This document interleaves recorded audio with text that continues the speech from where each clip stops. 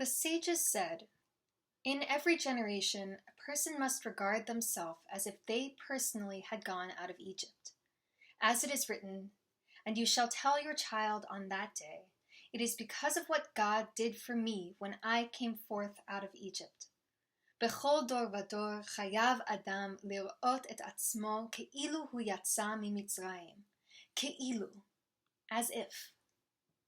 In this generation, I am asked to see myself as if I personally had gone out of Egypt, as if the sun had made my skin hard like leather, from long days of placing brick upon brick. In this generation, I am asked to see myself as if I'd had to say goodbye to my child. I am asked to see myself as a mother who'd made my child the bed of my body every day for 9 months, kept it clean, puffed the sheets, only to have him killed by human decree upon his exit into the air of Mitzrayim. In this generation, I am asked to see myself as if I'd witnessed God's rage coming down, as if I'd watched the waters of the Nile turn to blood, caking the sandals of the soldiers in Pharaoh's army, their throats parched. I'm asked to see myself as if I'd witnessed that, and in the midst of the horror begun to believe in a God who, with an outstretched arm and gut-wrenching tactics, showed us a way out. In this generation, I am asked to see myself as if one night, as the sun went down and the sand cooled, I'd beat my weary fists on a hard, coarse dough, making it flat, and watch the fire make it hard and solid and ready for a journey to another land. I am asked to see myself ke'ilu, as if, under a dark sky, I'd seen Moses lift a wooden staff into the air, and my eyes had begun to leak as the waters bowed low, the sea floor exposed, kissing the air, and I'd put that first foot forward toward freedom. I wake up late this morning in the days before Pesach. I haven't slept much. The lights in my bathroom are fluorescent, and the heating sounds like sawing in the distance, like a sound still lingering from a dream. I breathe. I splash water on my face. It's been a long year. Death is a bitter aftertaste on the air, everywhere, on morning walks, all day when I keep my window open. Have I ever seen Mitzrayim, Egypt, the narrow straits? I don't know. I have never been enslaved. I cannot know, only dream of what stirred inside the Israelites on the day when the waters parted.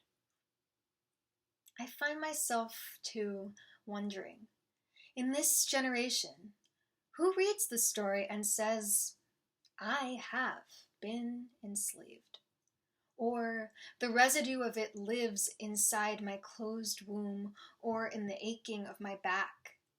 Who must work to envision their own body in bondage, and who is forced to see images of bodies like theirs in bondage every single day? I find it possible to fall into this story. It's so vivid.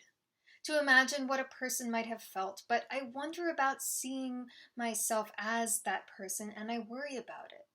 I wonder who it serves, what I offer by doing it. I wonder if it risks romanticizing pain, and I wonder what, too, is the little fluttering inside me.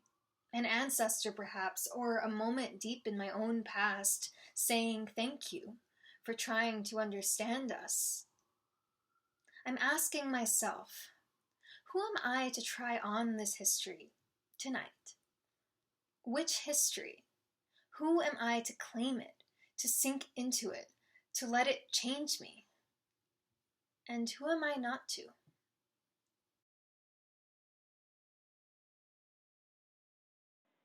Arielle, thank you for asking such necessary and sacred questions, and for so evocatively bringing us into the immediacy of our inherited story. You transformed the Haggadah's concept of Ke'ilu, as if we were, into Ke'ilu, as if we are, right now, present in our own bodies, figuring out who we are in relation to this narrative of oppression and freedom. And that presence in the here and now inspires us to approach Maggid, the moment in the evening when we tell the story in a new way. So the question is not only who am I, but when am I in relationship with the Exodus story? Arielle so movingly spoke of the ancestors' gratitude for our attempts at holding on to the pain for the sake of ritual empathy. And if you feel like spending your Maggid time in the past with ancestors, you'll have that option in room 1 with Marques Hollie. If you're feeling present in the right here and right now, Caroline Rothstein is in room 2, living in the moment. Room 3 is for all of us who are looking ahead with Kendell Pinkney. And if time is a construct from which you need escape, Julie Weitz is in room 4. 4 is our magic number on Passover, and our Maggid tonight gives you 4 options, 4 breakout rooms. Please find your way to one of these options, and we will see you back here in the main space in a few minutes. Thank you, and Chag Sameach. מה נשתנה הלילה הזה מכל הלילות? Why is this night different from every other night? Why is this night different from every other night? מה נשתנה הלילה הזה מכל הלילות? מה נשתנה הלילה הזה מכל הלילות?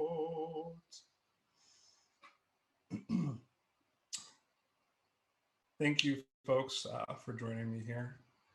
The Manish Tana gives us an opportunity, an invitation, really, to ask, how is this night of being delivered from bondage and oppression and constriction and into the arms of freedom different from every other night?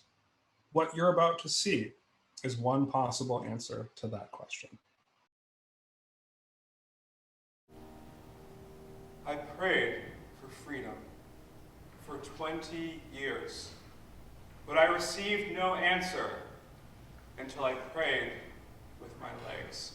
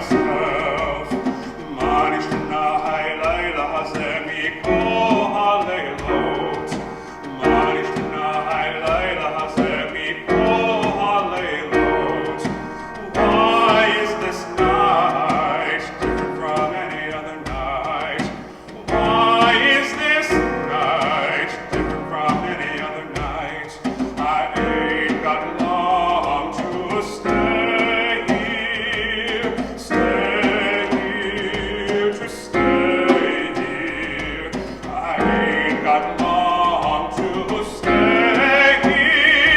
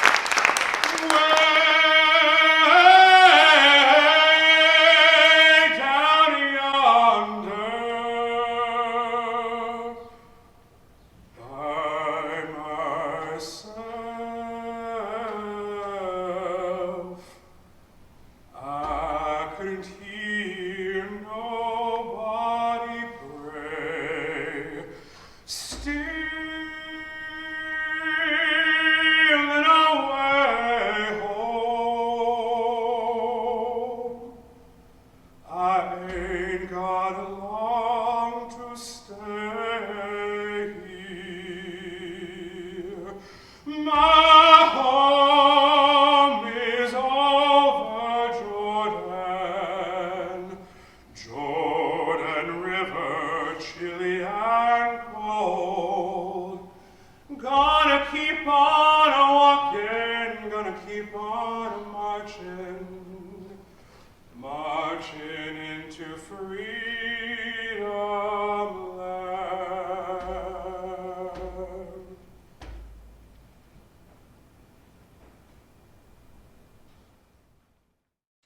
So a few years ago, I had a particularly meaningful Passover experience where we looked at a Haggadah that took our liturgy, our story, our deliverance, and framed it around human trafficking. And I remember that blew my mind to such an extent that I was like, this ancient technology is so flexible if we just really grab it into our hands and bend it into the shapes that we need it to be in. And so I started asking myself, what does Pesach, what does liberation mean for myself, a queer Black Jew, who in one sense has a very recent sort of ancestral memory of slavery in the United States, and then has a more distant sort of ancestral spiritual memory. What does that look like? And so I tried to sort that out in this excerpt from a show that I've written. And so what I want to invite you all to think about, and if we have time to share in the chat, I'm not quite sure what the timing is that we have this invitation to really think about this night in particular, how it is for us now, how it was last year, how it was years ago, and how it will be, how we want it to be. We carry our history with us, in us, both personal and collective. So tonight, in a word or a short phrase, I'd love for you to all put in the chat, what are some ways that you're connecting to your personal and collective history? I'll offer an example for me while folks are thinking. There's what you just saw, of course, but I'm actually thinking about, how can I make like one of sort of my ancestral dishes is anything related to sweet potatoes, sweet potato pie, sweet potato casserole, stuff like that. So something I'm trying to figure out before Passover ends this year is, what would a sweet potato haroset look like? Like what does that intersection of those identities look like culinarily? I'm having a lot of fun figuring it out, and I hope it tastes as good as I want it to, as I imagine it will. I do just want to sort of raise up a couple of responses in the chat here through photos from family and asking questions, even if they're not answered. I love that even if they're not answered. Sometimes the hardest thing in the world is to just ask the question, and you need to ask the question. So thank you for raising that. Books from the 1960s and 70s that are radical, progressive, New York oriented. Awesome. I lived in New York. I lived in Philadelphia now, but I lived in New York for 8 years, and it was definitely not the radical punk rock progressive New York of yore. Although it was pretty great, don't get me wrong, but that's such a storied time in New York's history, so that's wonderful. Spending the last year studying Yiddish, the first language of my great-grandparents. Oh, that's fabulous, fantastic. I kind of love how Yiddish is kind of sprinkled into everyday language, especially if you're a New Yorker or an East Coaster. So that's amazing that you can connect that way. And our breakout room is going to close here in a few seconds, but thank you all for spending this time with me tonight.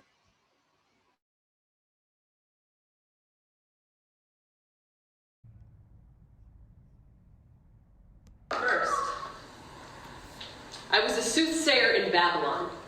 My face mostly recognizable to how it appears now here in this lifetime, but I was lonely. 3,000 years from a satisfied heart. Second, I was in ancient Egypt, where my now dead brother and now dead friend were my then children, and I killed myself with poison, and here in this lifetime, I am plucking that pain from my aura, one morsel of self-doubt after the other. Third, I was in Europe several hundred years ago, a devout Christian virgin, pining for a then incarnation of my now father in the body of a then cousin. I know this, because 5 years ago, I held my necklace in a bathroom stall in Midtown and remembered the rosary beads from the lush hills of Western Europe. I know this. Fourth, I was in a hospital room roughly 35 years ago, male body, shaggy hair, pointed nose, flannel shirt, corduroy pants, at my dying lover's bedside, he then, she now, incarnated as a friend. I know this. I felt the visions and the fifth. Underground tunnels of Atlantis, hair black as night like my now mother. She was there then too in the tunnels in front of me, and wasn't it just like Babylon? Each time, there is a time that has been a time that will be a time. There is a Messiah complex that he is going to save us. He is always going to save us. And how many near extinctions have rubbed our bosom and held our shoulders and counted our sheep and stolen our sheep and taken our sheep? And how many near apocalypse scares until we embrace the extraterrestrial incarnation of a blessing, not this Elijah cloaking the dead, brushing the Mount of Olives, whisking the chosen bones from their graves, masking the xenophobia we swear is real in the afterlife, the way we discriminate even ghosts. Sixth, they say we are the ones we have been waiting for. And weren't they the Mayans, the Hopi Indians, the Kabbalists, who sprinkled prediction into our consciousness? And wasn't it supposed to be science fiction? We have been here before. Not just here, reincarnation here. We have repeated these sins, these yearnings, these lusts. We have repeated these ashes to dust. I do not wish for another lifetime, at least in a world like this. I do not want to reincarnate into a world where we do not save ourselves, where we do not free ourselves from the burden of believing that the lush hills in Western Europe will save us from our self-destruction. Wouldn't it be more efficient if we called ourselves saviors, to pluck every morsel of self-doubt, one after the other from our aura, tweezed every wilted hair, picked every self-induced scab? Seventh, this is not a metaphor. Eighth, we are awakening into the depths of our authenticity, lifetimes imploding into long-lost lovers and ancient war cries. Ninth, I am holding onto a pole in the middle of a tornado. This is a metaphor, but I wouldn't be surprised if it actually happened in a previous incarnation. 10th, I lose my grip, my wind whisking away my body, the most sacred metaphor, my heels clicking, clicking, clicking for home, my body begging for answers. I need answers, feed me answers, begging the wizard for answers, because he is going to save us. He is always going to save us. He was always worth the journey. Wasn't the wizard always, always, always going to save us? I pull the curtain back. Of course, he is just a metaphor for self-doubt. And I remember that I already knew this, and all the other answers, and I am back in Kansas 11th. We have been here before. This here soothsayer, poison mother, long-haired Atlantis in the tunnels, underground, the earth's first layer of skin. I know this, the way my soul cringes at how we forget, how we ravage each other's bodies and forget we are kin, how we ravage our own bodies and forget it is sin, how we run from our futures, fear our presence, and forget we have been. It would be so much easier if we called ourselves Savior, if we called each other Savior, if we took hands all together. We couldn't use them to hurt each other or ourselves, and we'd have nothing left to do but lift. Thank you. Amen. What do you want to elevate or lift? And thank you all so much for being here with us in this present breakout room. Reverend Emily, humility and solidarity. Daniel, equity. Lisa, thank you. Thank you too. Others, anyone. Kindness. Thank you, Lori and Brian. Kindness. We want to elevate and lift for ourselves, for each other. Radical imagination. Thank you, Megan and Shayna. Creative possibility. Difficult questions. Thank you, Emily and Mark. Compassion and healing. Thank you, Eliana. And hopefully I'm pronouncing everyone's names correctly. I'm doing my best. Carol and Fran, action. We want to lift and elevate action. What else, friends? Fearlessness. Thank you, Louise. Empathy and understanding. Thank you, Rachel. Look at this tapestry of elevation. Can you imagine if an entire mountain range was built of these incredible things you've all dropped into the bucket of hope? We've got courage. Thank you, Emily. And Cade, care and community.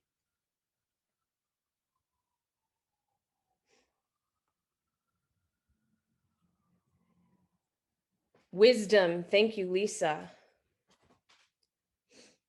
In a couple of moments, we're going to go back to join with everyone else. But before we do that, beyond this beautiful tapestry and these chunks of quilt y'all have added, Alexis just offered love. Anything else anyone wants to share from our micro, mini, macro journey here together in the present? Any other thoughts or feelings or wonders that come to mind? We have 2 minutes left before we go back to the rest of the group. Or questions, rhetorical or otherwise.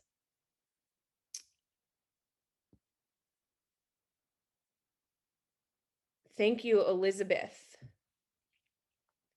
And welcome, Pam, for arriving. Inner peace. Other final thoughts, my friends, or questions or feelings to share or ponder? What does it mean to be the ones we have been waiting for? Does that resonate with you? How so? If not now, then when?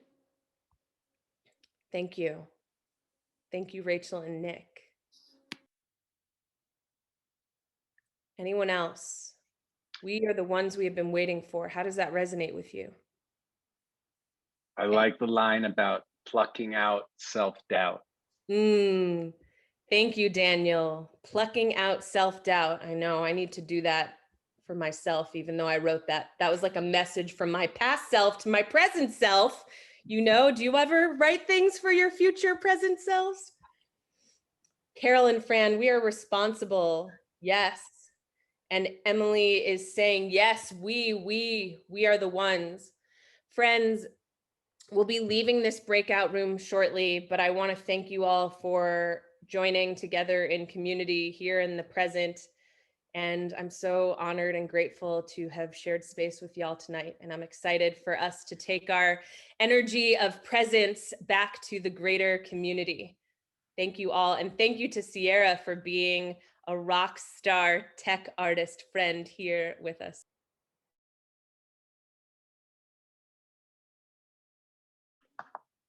Okay, so, well, it's wonderful to be with you, everyone. I know that we're going to have some people who are still joining us. Nevertheless, we will go ahead and get started because of all of the breakout rooms. This one is almost going to go to full time. So I will have very little introduction. My name is Kendell Pinkney, and this is a sonic experience that I and a couple of my arts collaborators, the actor Rebecca Samanga Frank and the composer Avi Amon, created in the wake of George Floyd's murder.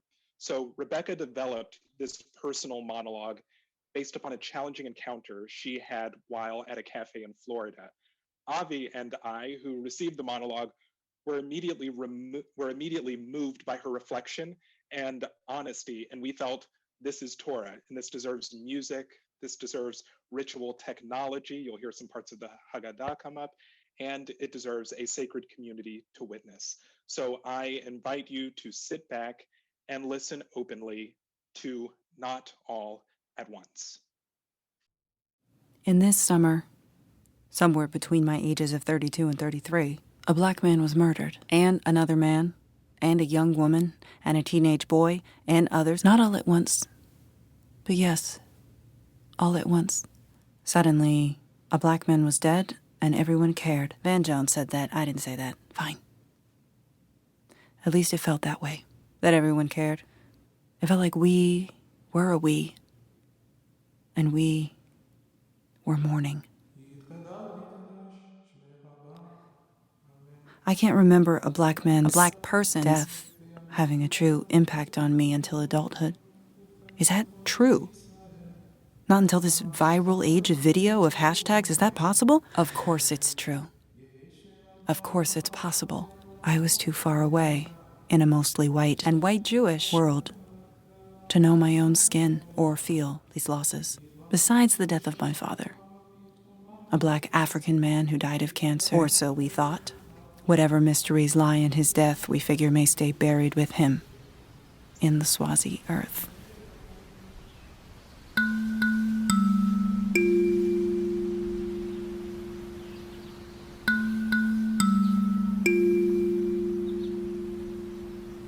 His country as veiled to me as my country is elucidated with bright artificial light. Get on your knees. Get on your knees. Hands behind your head. Help this sister.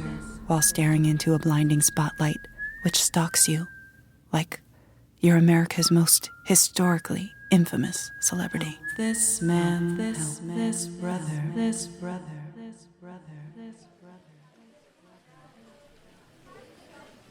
In this summer, too, I sat outside a cafe with two friends in Pensacola, Florida, not long after George Floyd's death, sharing tears and anger over his murder and all the murders when I saw a man across the street, sort of wandering forward.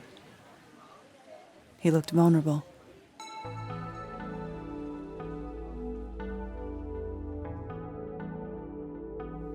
His dark skin in contrast with the bright white sidewalks of the fairly conservative community we were in. My heart did what it often does in recognition. It leapt up into a smile on my face.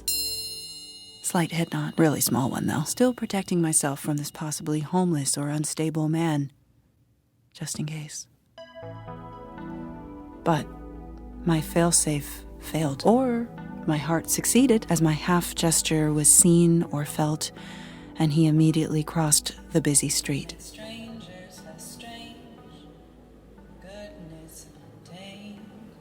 He came right up to us, not close enough to have to address him immediately, though we and everyone around us was now on high alert. We did the thing where one pretends as if nothing has changed. He started talking to himself, or to us, maybe. Something thick, rough, and unintelligible. Damn. My heart sank. This brother really is so far away. We don't even speak the same language anymore. I felt like shit. I had summoned him, invited him by acknowledging his human existence, and had zero to follow through with. Should we order him some food? I whispered to my partner, but he was clueless too, and I was angry at myself for letting fear stall me by asking a question I already knew the answer to. It is to share your bread with the hungry, and to take the wretched poor into your home. I contemplated ordering anything off the menu, also how we'd sustain this unpredictable energy coming from this man's possible mental illness or from drugs, maybe. Either way, I didn't blame him. I knew we, society, had done this to him. I knew this without anyone needing to prove it to me. But before I acted, a man came out from inside the cafe and started speaking loudly. "Can I help you?" Shooing him away. "Look, man, you can't be here." That sort of thing. My heart disappeared, just swallowed up and left my chest empty, reverberating in the inane profundity. Now, a white man was protecting us, his black patrons, from this black man threatening the comfort of our vegan-friendly lunch.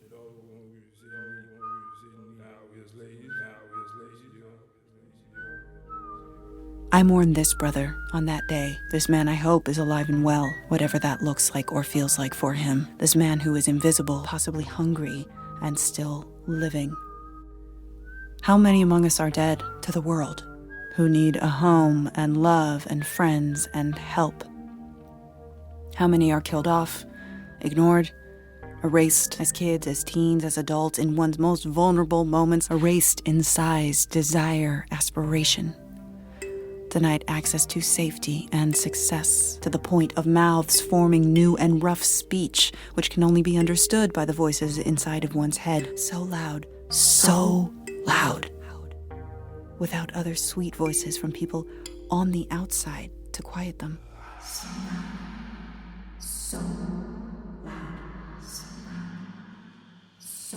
Voices in prayer are a sweet decimal, I think, depending on what they're praying for. What is a mourner's prayer supposed to do after you call to God? Ring, ring, ring, ring, ring. Hello? God speaking. Glory to you, sanctified one, extolled, mighty, appraised. Help. Is help in there? Is there a preventative Kaddish? If not, let's make one. Hello? Help me. Help me. Help me. Help me access the goodness. Help me. In me. Help us listen and make strangers less strange. Help me. Help them. Oh, wait, there is no them. Help us. Help us. Help me. Help us. Help this specific man. This brother. Help this sister. Help her mother. Help my mother. Help is a prayer. I know. All by itself. I know. What else? Help me. What else? Help them. Help us. Help when.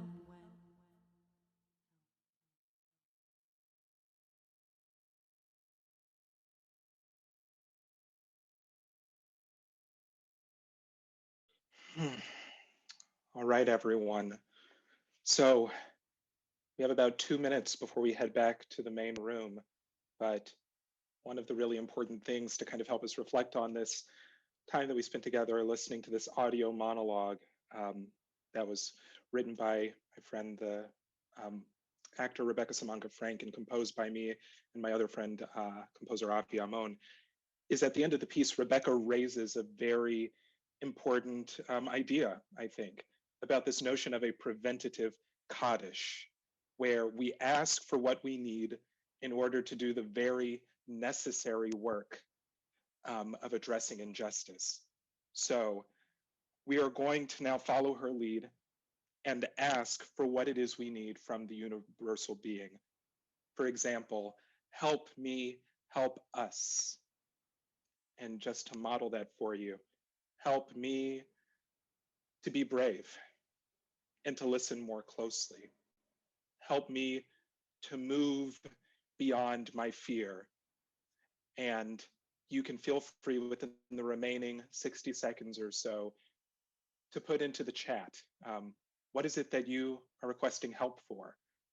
What is the collective request of help that you're asking of the universal being? So I see that with Bara, we've got not to hesitate to do the right thing from Melissa, help to walk the talk. We have about 16 seconds left here together. And just so you know, even if you don't get a chance to share right now, you will have a chance to share in the other room where you will be presenting this same prompt amongst others. Welcome, everyone. I'm excited to have you here and to share with you 2 episodes from a new 8-part episodic video series called Golem v. Golem, which is inspired by the struggle between tyranny and freedom in the Passover story. In 2017, in response to the white supremacist rallies in Charlottesville, I created my performative project, My Golem, which centers on my embodiment of the mythical creature drawn from Jewish folklore, a futuristic, highly stylized figure covered with white mud. I brought her to life to respond to contemporary challenges, including climate catastrophe, white supremacy, anti-Semitism, and xenophobia. Over the past 4 years, My Golem has evolved from Instagram videos to performances at protests to creative collaborations, taking on a life of her own. And now we'll watch episodes 6 and 7.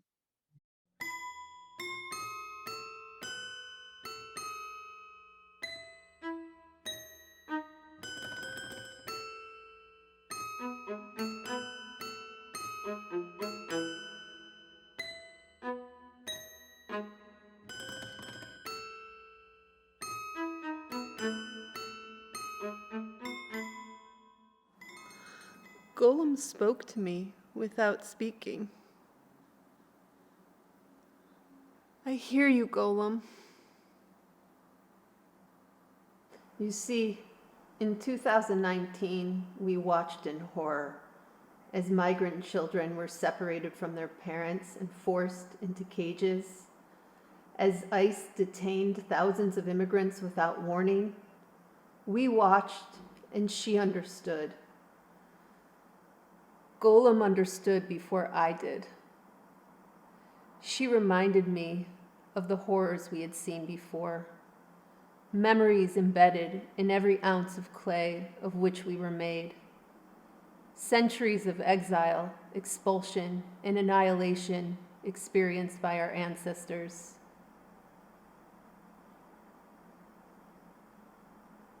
Why did I send you, Golem? I should have gone to the protests myself.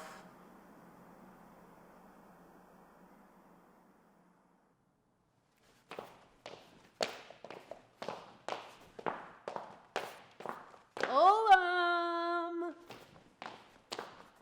Hey, Golem!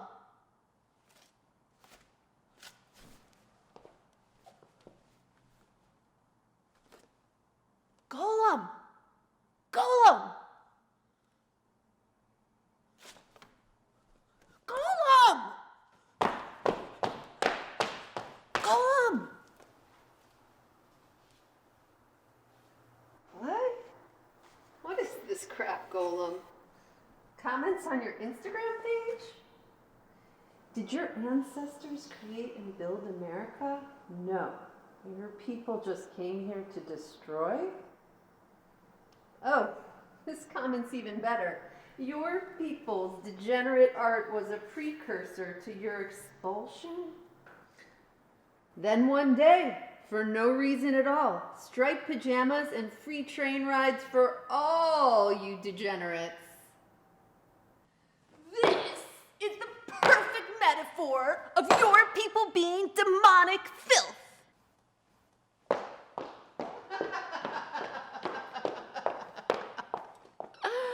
How do you feel about the conspiracy that the Jewish people control the world and are trying to destroy the white race? The white race. Golem, where'd you go? Have you seen my golem?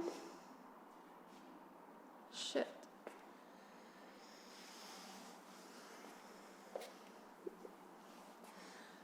Those comments were gross. I know. But they weren't focused on me.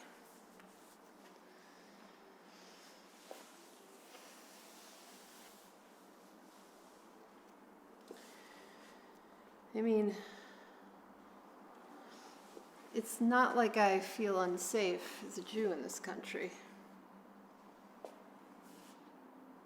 Right?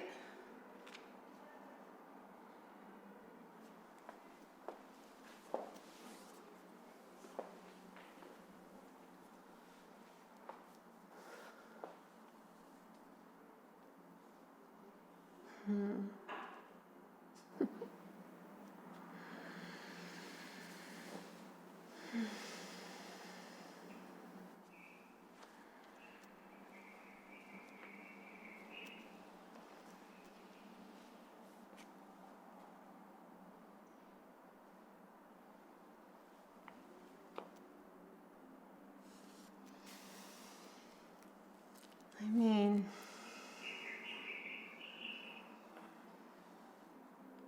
I'm white.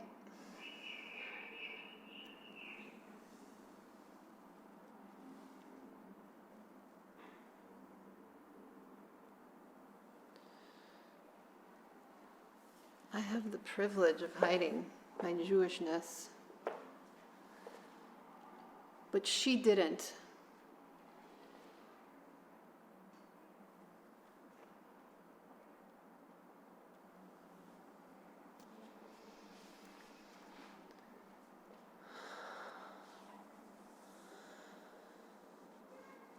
Hineni?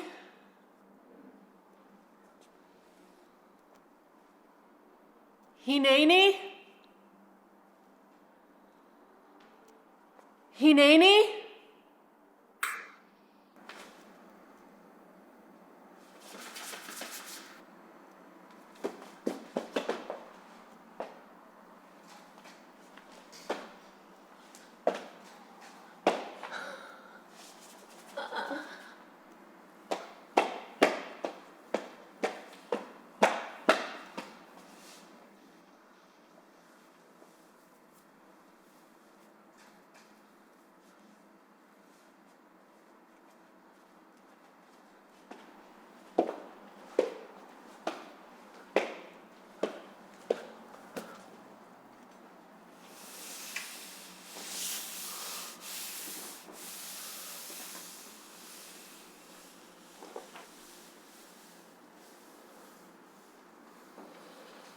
I'm sorry.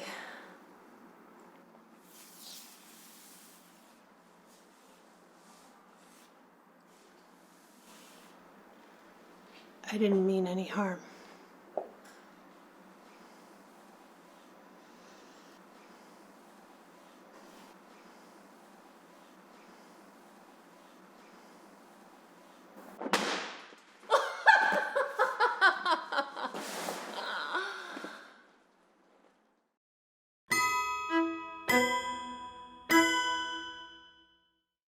So if you'd like to see the whole series, I invite you to follow me on Instagram. One episode will be released each day of Passover, and Jackson will put in the chat the link to the Instagram. And as we move into the larger room, I invite you to consider how there are many different kinds of mythologies that inspire us to pursue justice. For me, the golem is an embodiment of hope and justice and protection. And I ask you, is there an ancestral symbol or folklore that helps you cultivate a sense of hope or healing? Think about that, and when we move into the larger room, you can put your thoughts in the chat.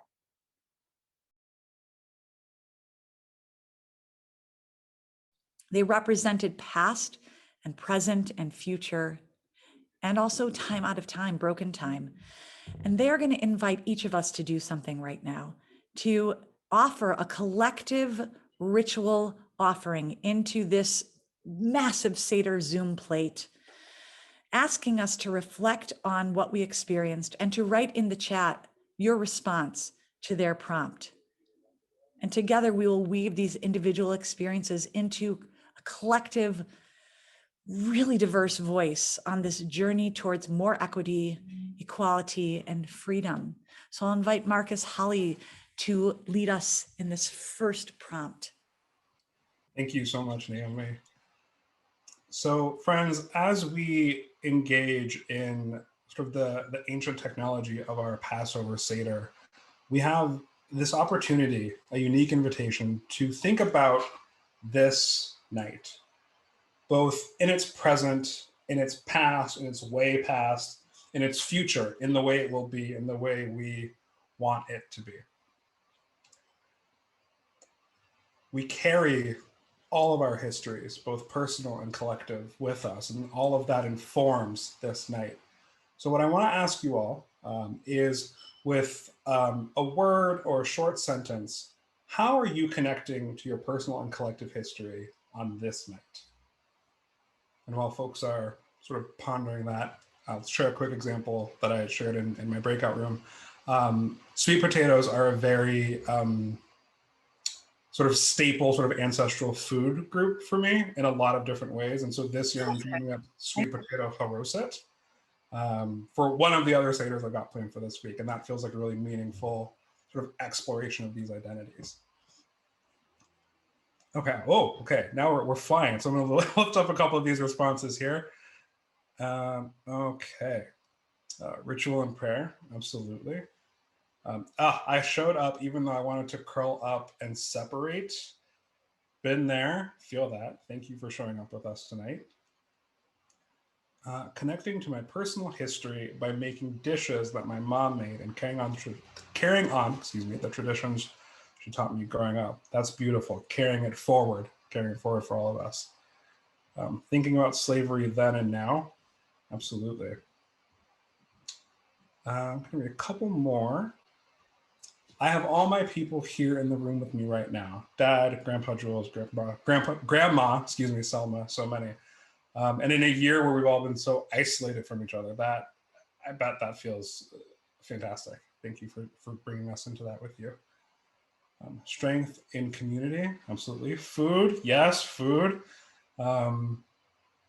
Remembering my grandparents, absolutely. Bringing those ancestors with us into these moments. I'll read one more. Allowing myself to be with everyone while mourning. Oh, thank you. That's actually something I've been thinking a lot about this year and struggling with, both in my own mourning and the mourning of others. So I thank you for reflecting that. And now I would like to pass it over to Caroline. Thank you, Marques, and thank you everyone who shared. In this present moment, we see suffering and oppression reincarnated, repeated over and over again. There's an ancient global adage, maybe you've heard it before, that we are the ones we have been waiting for when it comes to saving the world and each other and enacting systemic change.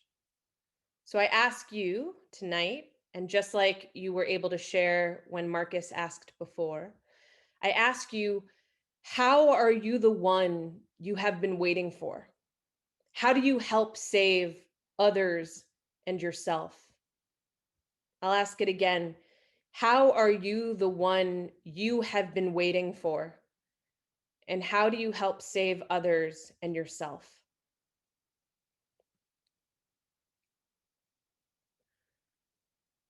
We've got listen carefully and ask. I aim to do unto others. Maybe there's a beautiful undoing. I aim to do unto others as I would want done to me, rather than what was done to me. Thank you. Being truly present with others, allowing them to feel truly seen in every interaction, as well as being truly present with myself, grounding myself in embodied wisdom. Beautiful. Teaching the Constitution to children in elementary school. Thank you. Showing up and deep listening. Next right action, next right action, next right action. Repetition. What a gift. Starting to make self-care a priority by meditating and eating healthy. And shout out to Prophet Audre Lorde, who was brought up earlier, who taught us so much about the necessity of self-care in our revolution and how integral that is to this work. I assist when asked and before I am asked. Mentoring, being the one who changes a deep history of trauma passed down through generations. Woo, I feel that one deeply in myself. I see there are so many, I'm not getting to everyone, but I'm doing my best. So I encourage you to take a look, if you're able, to what folks are beautifully sharing, trying not to chase what is not for me and walking towards community. I'll read one more. Pay attention to and honor my gut instincts in response to what I see in the world. I'm going to read that one more time. Pay attention to and honor my gut instincts in response to what I see. And I'm going to add a little added, if I may, what I notice, what I feel, what I experience in the world. Trust yourself, my friends. And with that, I'm going to pass it off to Kendell. Thank you so much, Caroline. So everyone, this evening, as a community that is in creation and is looking to the future, we have an opportunity to invoke this notion of something that took place in our group breakout, this notion of a preventative Kaddish, where we ask from the divine what we need, where we ask for what we need to do the necessary work of addressing injustice. So Right now, we will ask of what we need from the universal being through the form of help me, help us. And just to model it for you, help me learn how to listen more deeply. Help me learn how to live out my values in real time. And I invite you all to add your voices to that stream in the chat. Help me to stay the course, to forgive from Deborah. Absolutely. Help me to set a new bottom line on what it means to respect and care for each other. Amen. May it be so.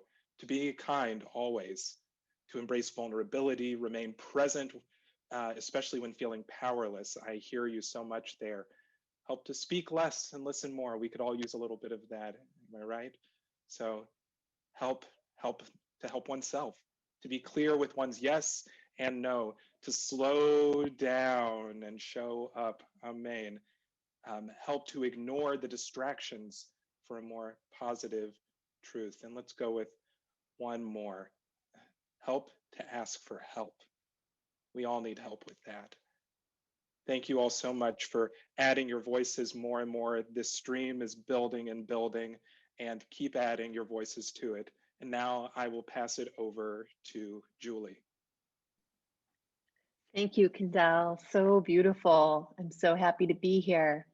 So in my room, I shared my performance art project in which I embody a golem, which is a mythology that is a symbol of justice.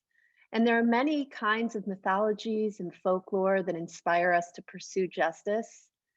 So I invite you in the chat to consider, is there an ancestral symbol or folklore or mythology that helps you cultivate a sense of hope or healing or pursue justice?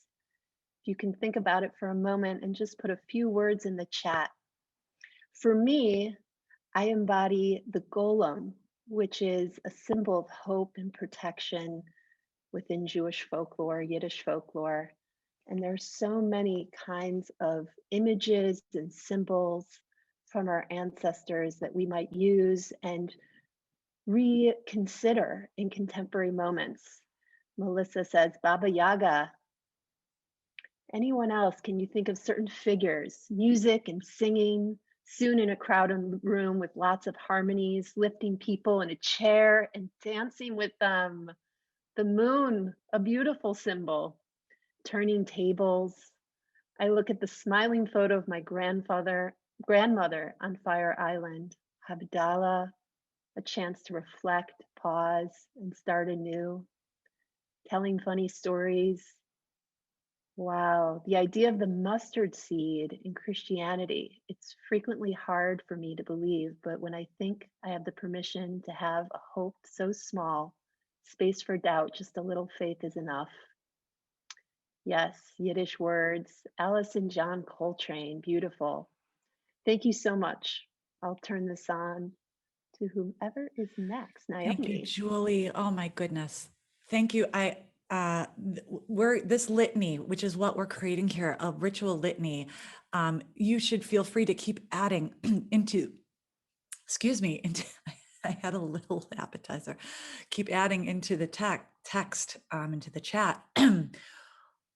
We're going to save this chat, and then ideally we'll put these together so we can actually see what we're putting out there. Each one of these artists has challenged us and invited us into a depth of a Maggid that I know for me personally, a depth of this storytelling that has impacted me in a lot of different ways. And this story will continue.